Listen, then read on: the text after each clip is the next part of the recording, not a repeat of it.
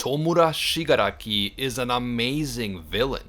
Those are words that I never thought I'd say, especially since early on in the Boku no Hero story, I thought that Shigaraki was just an emo edgelord with an All Might complex, and I thought that Stain and All for One were far superior villains. But as the Boku no Hero story has progressed, Shigaraki has also progressed and evolved. At first, Shigaraki's progress was very slow and barely noticeable, but eventually that progress really picked up steam, especially after the arrest of All for One, and at this point in the story, Shigaraki has become a terrifying villain, both physically and psychologically. In this video, I will be tracking the evolution of Shigaraki from a tantrum-throwing manchild to a powerful villain commander and a psychotic angel of destruction. I will be breaking down the evolution of his powers and of his personality, and I will also explain why I think that Shigaraki may be the one to eventually kill All Might and bring the entire hero society to its knees. If you enjoy the Boku no Hero content right here on the channel and you want us to keep it going, please leave a like to let me know, it really does help. And if you happen to be new to AnimeUproar, please don't forget to subscribe and hit that notification bell to turn on all notifications. You can also hit me up on Twitter and Instagram at AnimeUproar for all the latest Boku no Hero news and updates.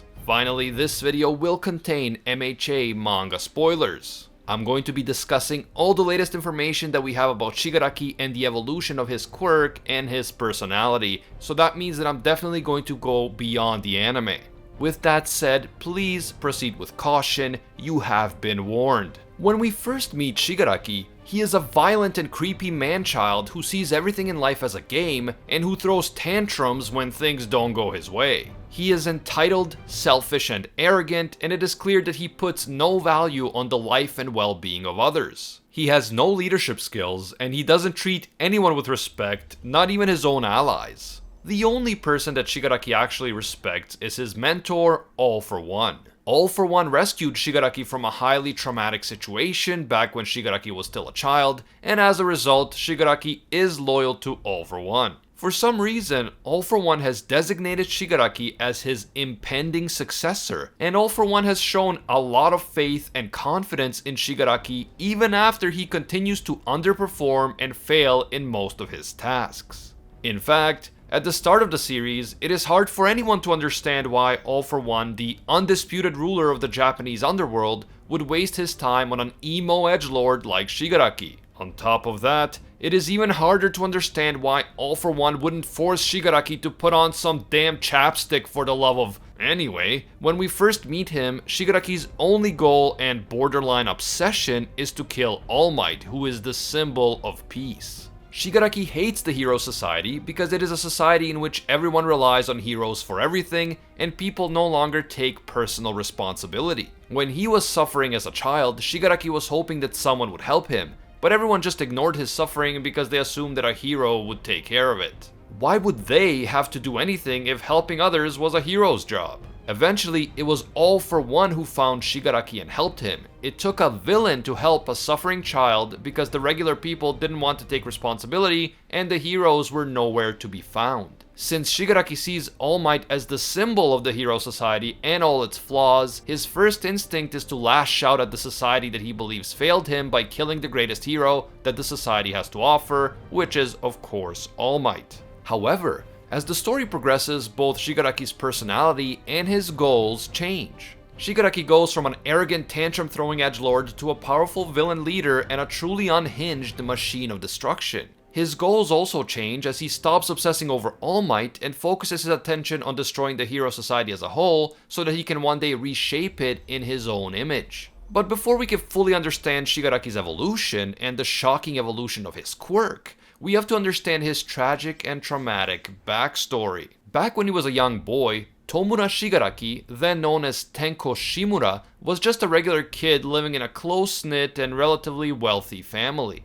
Young Tenko was a kind and friendly boy who was close to most of his family, including his sister Hana. Interestingly enough, Tenko had several important similarities to the protagonist of Boku no Hero, Izuku Midoriya, including the fact that a young Tenko also wanted to one day become a pro hero. In fact, young Tenko got in trouble several times for pretending to be a hero in public. None of this is particularly surprising or strange for a kid his age, but Tenko's father, Kotaro Shimura, hated the idea of his son wanting to be a hero. And so inside the Shimura household, there were strict rules against Tenko's pretend heroics. Every time the 5-year-old Tenko attempted to be a hero, even just for fun, his father would punish him by forcing him to stay outside in the backyard, alone without dinner, or even slapping him in the face and other forms of abuse. Tenko's abuse at the hands of his father was deeply traumatic to him, and he felt as if his own home, the home where he grew up, was constantly rejecting him and negating his innermost wishes. Tenko also deeply resented the fact that his mom, sister, and his mom parents, who all lived at the house, did not interfere to prevent his father from abusing him. The reason why Tenko's father was so against his son becoming a hero was his own experience with his mother, Nana Shimura. All Might's former mentor, Nana Shimura, was a pro-hero who abandoned her family in order to pursue heroics. She left her family because as a pro-hero, she made many powerful enemies, and she did not want her family to become a target for those enemies. Nana was eventually killed by All for One, and it is clear that her son, Kotaro Shimura, deeply resented the hero lifestyle and how it took his mother away from him. This is why Kotaro never wanted his son Tenko to become a hero, and while we can sympathize with his sentiment, being a hero is very dangerous and it can put even the hero's family in danger, Kotaro's treatment of his 5-year-old son is definitely unacceptable. He's just a kid, and I'm sure every kid in the world of MHA fantasizes about being a hero at one time or another. Being a hero is just such a natural thing for a little kid to aspire to become, but just because a 5-year-old expresses a desire to do something, it doesn't mean that they will actually end up doing it. When I was 5, I wanted to be an astronaut, go to the moon, and bring cool moonflowers back to Earth. Spoiler alert, I did not become an astronaut, and there are no flowers on the moon. One night after his father beat him and left him outside in the backyard on his own, Tenko was devastated. This latest episode happened because his sister Hana invited him into his dad's office to look at pictures of his grandma who was a hero. But later, when she was caught, Hana blamed Tenko for everything to escape punishment herself. Tenko was incredibly sad and filled with hatred for everyone. For his father who abused him, for his sister who betrayed him and threw him under the bus, and for his mother and maternal grandparents who stood by and allowed the abuse to continue. As Tenko's dog came up to him and Tenko began to pet him, his quirk suddenly awakened and the dog was almost instantly disintegrated by Tenko's decaying quirk. Tenko's sister Hana approached her brother to apologize for throwing him under the bus earlier, but as they both saw what happened to the dog, they both freaked out. Tenko thought that they were being attacked by a villain, and he reached out to his sister for help, but then she was brutally disintegrated as well. As his mom and grandparents emerged from the house, Tenko's decaying quirk spread through the ground, reaching them and destroying them all. At this point, Tenko was still confused about what exactly was happening, and of course he was terrified, although he later thought that he may have known even then what he had just done. But when his father finally emerged from the house, Tenko knew exactly what he was doing. He deliberately attacked his father and grabbed his father's face in order to kill him. And the act of killing his father didn't feel terrible, it felt great. After killing his entire family, the 5-year-old Tenko found himself just walking around the city, lost and alone. Multiple people noticed him and they could see that something was wrong with him. They could see that he needed help. But they all thought that a hero or a police officer would take care of it instead of them. They just went about their day as Tenko continued to wander the town alone, filthy and clearly traumatized and disturbed. It appears that the heroes and the police had other priorities, because the person who eventually found Tenko hiding under a bridge was none other than All for One. All for One took Tenko in, and with the help of the doctor Ujiko, he turned Tenko into the villain Tomura Shigaraki. The name Tomura comes from the word Tomuro, which means to mourn, a symbol that Tomura is mourning the death of his former self, Tenko Shimura. And the name Shigaraki comes from All for One's own real family name, which is apparently Shigaraki. When All for One first took Tomura in, he was so traumatized that he suppressed his memories, and he was also subconsciously suppressing the power of his quirk. He was highly mentally unstable, and in order to help him cope, Ujiko made his villain costume out of the real hands of Tomura's family and other people that he killed. It is beyond bizarre and morbid, but for some reason this actually made Tomura feel better and more stable as a person. It is only in chapter 237 and onward that Shigaraki retains his memories and once again unlocks the full potential of his decaying quirk.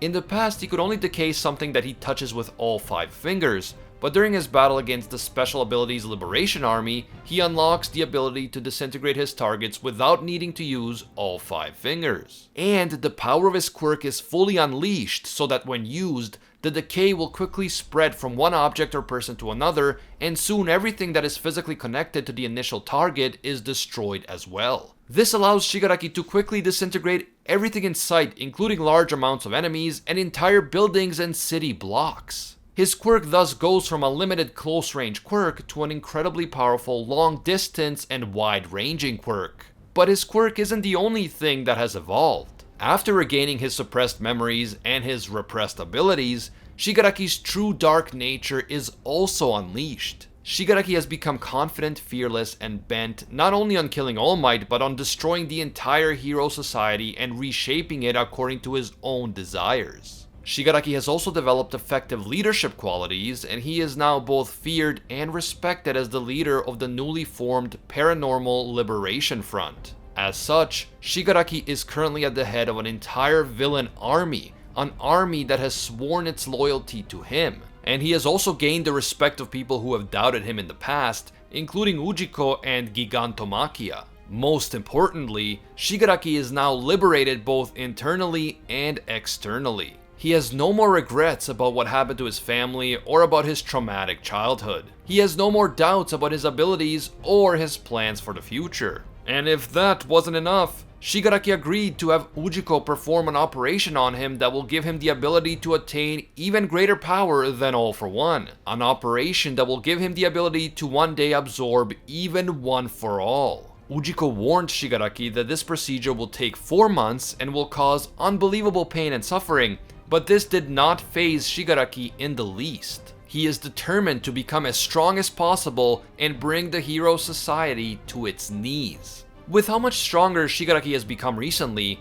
and how much darker his psyche has become, I have to say that Shigaraki has evolved into an amazing villain. In some ways, Shigaraki's growth as a character eerily parallels the growth of Deku. As kids, both boys wanted to become heroes, but a major obstacle was standing in their way. In Deku's case, it was the lack of a quirk, and in Shigaraki's case, it was his father. It's interesting how just one factor made such a big difference in the lives of these two boys. That factor is the fact that Deku had a supportive mother, while Shigaraki had an abusive father. The support of his mother allowed Deku to overcome challenges, including daily bullying, until he found himself in a situation where he could achieve his lifelong dream of becoming a hero. Meanwhile, the abuse of Shigaraki's dad drove the impressionable 5-year-old to the brink of madness, and his traumatizing experience awakened Shigaraki's quirk and led to the death of his entire family. Deku was eventually discovered and mentored by All Might, and Shigaraki was discovered and mentored by All for One.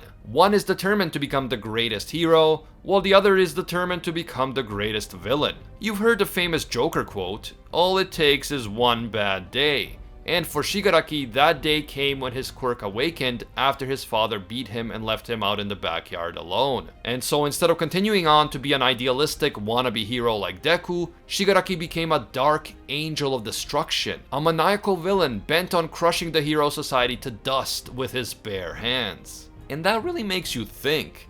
If both Deku and Shigaraki started out with such similar childhoods, could Deku become another Shigaraki if he had been faced with similar hardship? Could Deku one day have his own bad day? Perhaps the day that Shigaraki finally kills All Might? And could this one bad day turn Deku into a completely different person? This is the beauty of Shigaraki's character at this point in the story. He has progressed greatly. He has evolved as a person, and his quirk has also evolved dramatically. And he has become not only physically, but also psychologically untethered, unleashed. Shigaraki's awakened quirk is terrifying. The additional powers that he may soon gain as a result of Ujiko's operations are also terrifying. But Shigaraki's state of mind, his unleashed villainous psychopathy, is the most terrifying thing of all. The new Shigaraki has no mental blocks and barriers. He has no confidence or abandonment issues. He is a pure villain mastermind with no regrets, no doubts, and no boundaries. He is exactly where he wants to be, and he is doing exactly what he wants to do. He is the anti-Deku, the anti-protagonist, and he is an enthusiastic agent of chaos and destruction. I can't wait to see where the story of Shigaraki takes us next. But let me know what you guys think. Do you agree that Shigaraki has undergone a massive development as a character and a villain?